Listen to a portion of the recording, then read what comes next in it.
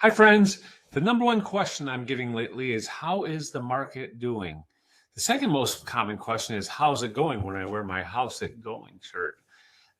If you want to know how the real estate market is going for residential sales in cities like Cary, Apex, Morrisville, Raleigh, and Durham, then these are the facts right up to date and give you a feel for whether it's a good time to buy or a good time to sell. So, number one, if you look across the graph here, it shows that the median estimated value in the town of Cary is $564,900. That's up 6.3% compared to a year ago. And there are 194 active listings, meaning that the monthly supply of inventory is only 1.4 months of inventory. When it's 0 to 3 months supply of inventory, it means the sellers are calling the shots because there isn't enough inventory to go around. It gets eaten up in a month or a month and a half without any new inventory coming on. If it's over 3 or 4 months, then it's a buyer's market. So it's usually either a buyer's or seller's market. It's still very robust in these 5 cities that I'm focusing on in this video. So what you'll want to do is either buy a home or sell a home in this market and plan on it being a seller's market, or you can do something that a lot of other people are doing right now. They're opting to go a little further out and getting new construction. So not all of the triangle is doing as well, robust sales and high price appreciation as these towns and cities. In fact, if you look at the 16 counties, you'll see that the average price or the median price in January 1st was $410,000.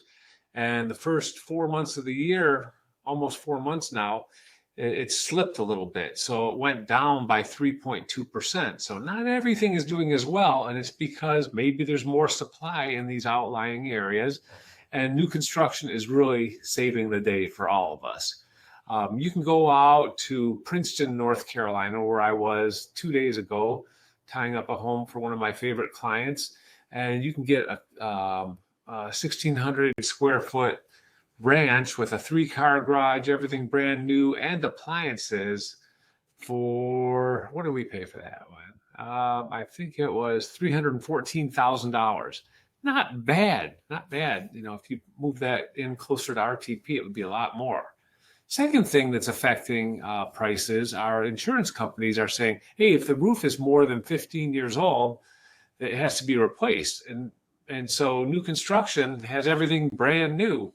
And people will see that there's 71% of the inventory in Johnston County is new construction. And that's the builders are giving incentives. You can get $10,000 in closing costs. You can buy your interest rates down if you just go a little further out. We're working with some investors to buy things in Wake Forest, Johnston County, Durham. Just go a little further out. I'm putting my investments even further out than that in some cases because I want to always be in the path of development. Not necessarily in the hottest area. On the other hand, I do like being in the heart and walkability and convenience of the downtown areas and close to the epicenter of fun. The fourth trend that's happening is more buyers are looking at affordability and location over the lot size. So they don't necessarily want the big lots anymore. So you're getting higher density, newer homes. So the net of it is you could also buy or sell right now to get something that matches your lifestyle, or you can trade your investments around with a 1031 tax deferred exchange and start the depreciation schedule over. And that's a topic for another time, but it's a great way of building wealth. If you're interested in finding out what you can do to optimize your real estate portfolio, give me a call at 919-614-9100 or reply to this video and I'll get right on it. We'll take good care of you. Thanks and make it a great day.